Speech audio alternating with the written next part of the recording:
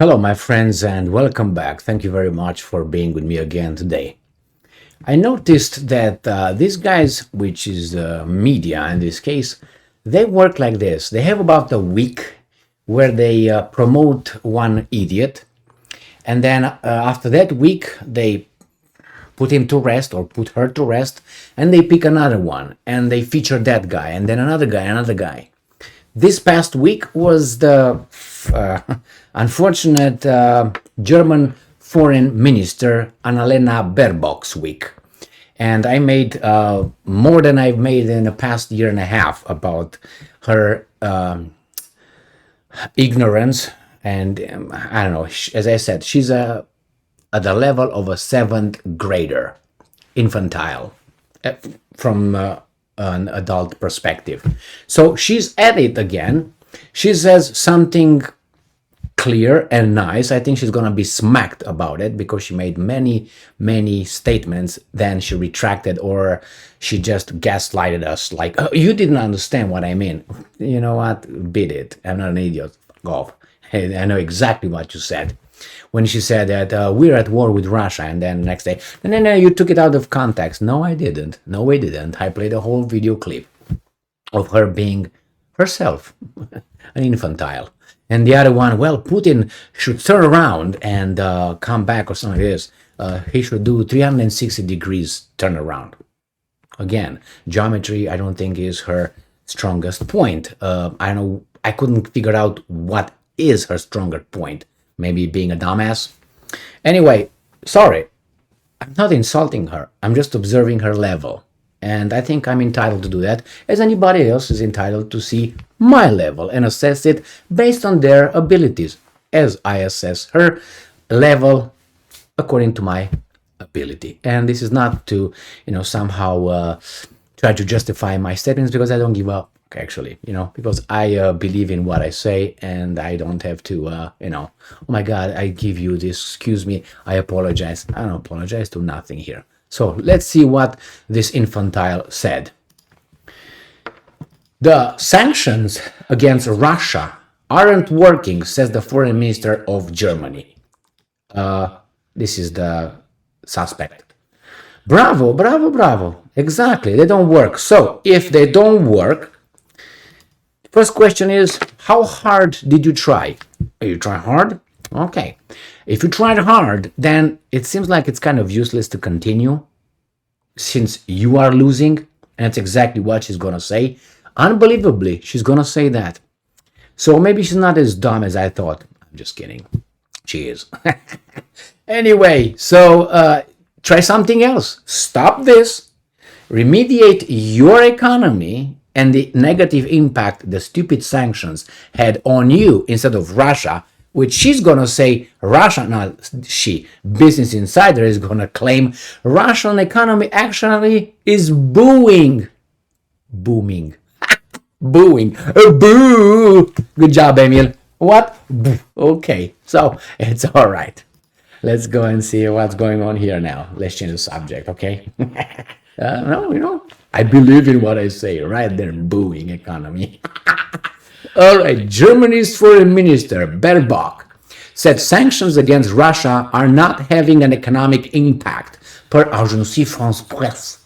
The EU launched 11 rounds of sanctions. This is per Business Insider, my friends, and Yahoo Finance Business Insider right there. Okay? This is August 25, 2023. Who's this guy? Jesus Christ. Anyway, the EU launched 11 rounds of sanctions against Russia to force Moscow to end the war in Ukraine. But Russia's wartime economy is booming. It's booming on the back of state spending, confounding economists. Well, they got a lot of gold and a lot of things. They got prepared, my friends, and they're not stupid as they are portrayed by these guys here. Annalena Baerbock, voila. All right, where are you? The German foreign minister is disappointed by the ineffectiveness of sanctions against Russia over its invasion of Ukraine. Abort mission, baby doll. She recently acknowledged that sanctions against Russia haven't achieved their desired impact. And I would add, on the contrary, baby doll. Don't swallow. Let's move on. And I'm quoting, economic sanctions should have an economic impact, but that is not the case. No shit. Captain Obvious. End quote. Baerbock told German journalist Stefan Lambi in an interview for the book Emergency No. Oh, I thought his book. Oh my God. I thought it was her book. I was like, Jesus Christ, he's writing a book now? And for his book, thank you very much. My friends, I could have had a heart attack right here, an apoplectic attack. Let's start or continue booing this article here. So, and I'm quoting, we have learned that with rational decisions, rational measures agreed by civilized governments like yours, it is not possible to end this war. So then you have to get savage. She added an interview in July 10th. Oh my God, that's old. She added an interview on July 10th. Where do we hear about it now? August 25, 2022. Jeez, 2022, yeah. The European Union launched 11 rounds of sanctions against Russia since Moscow invaded Ukraine on February 24th, 2022. To pressure the Kremlin, I'm going to show you my face, okay, so you can boo me. All right, there you go. Kremlin into ending the war. The U.S. too has imposed sweeping sanctions, not on the Russians' uranium. No, not over there. Okay, your oil, we're going to sanction the oil that you need, European Union, as much as we want. But don't touch our uranium that we get from Russia, 32% now. From the total American imports of uranium come now from Russia. I made a video yesterday based on an article with all the evidence you need from, I think, from the World Bank. So some are booing, some are not booing. However, Russia's wartime economy seems to be booming as the Kremlin has boosted the production of military equipment and raised pensions, salaries, and other benefits for people who are not well off, among other subsidies. Swiss bank UBS's Global Wealth Report 2023 also showed Russians got richer last year, while the US and Europe lost trillions of dollars in private wealth. The resilience in Russia's economy has baffled economists who predicted catastrophic outcomes following the unprecedented sanctions. Those guys should lose their jobs. Why? Because they had 50% or 1 in 2 odds to get it right, and they didn't. It's either Russia collapses or Russia doesn't. And they say, Russia collapses. They had 50%, 1 in 2 chance. So 50-50. And they still got it wrong. The experts, my friends, do they get fired? No, the consequences are disastrous. Nevertheless, they didn't get it right. Makes me think that maybe they were not supposed to get it right. Maybe those guys got it right the way that now they say they didn't get it right. You know what I mean? Or we're losing some, the ones that need to get it right, they got it right. Some interest won the jackpot, hit the jackpot. And the rest of us, no. So yes, we got screwed, but there's some other interest that got military industrial complex, banking system, and the energy departments, energy, how do you call it, sphere, I don't know, find the branch. It's not that, it's something else. Anyway, energy, banking, and military. These areas gain a lot of money. So for them, it was fantastic. For the rest of us, well, man, no, it was not that good. So, and I'm quoting, the logic of democracy does not work in autocracies. Baerbock told Lambi in the interview. The logic of democracy. If there would be democracy, Baerbock, you would lose your job. Let me tell you why. Your government is in minority. I tell you why. Because the population, look how your leader, Mr. Chancellor Scholz, what's his approval rating right now in democracy? 23%? 28%? Is below 30, I think.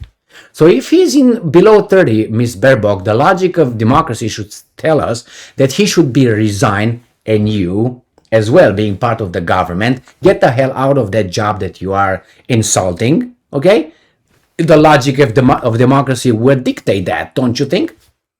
But no, she stays over here. So she's so dumb. I mean, she talks, she's like a chess player who thinks only at the next move, the first move right here, pack. Not the next one, not the next one, not everything after that. No, just the first. Yeah, the logic of democracy but doesn't work like. Why don't you resign? You're a failure. You are a failure. First, you were not able to to stop the start of the war. You're a failure right there. You are part of the Minsk agreements, weren't you? You're a failure. Okay? The Minsk agreements were supposed to avoid war. So why don't you just get the hell out?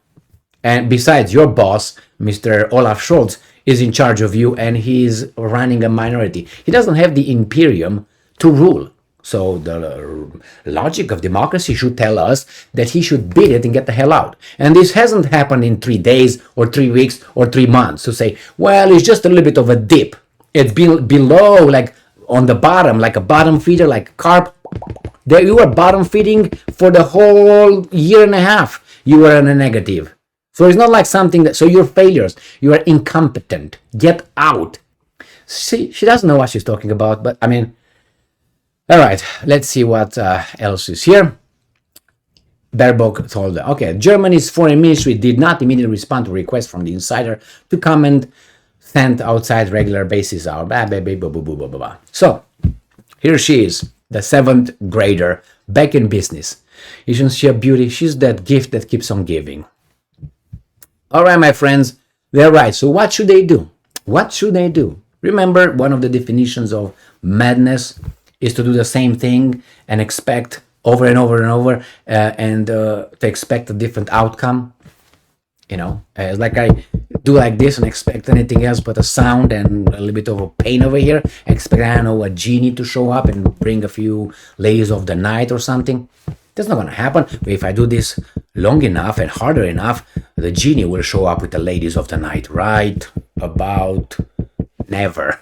Stay strong, stay smart, look for the truth, and be just.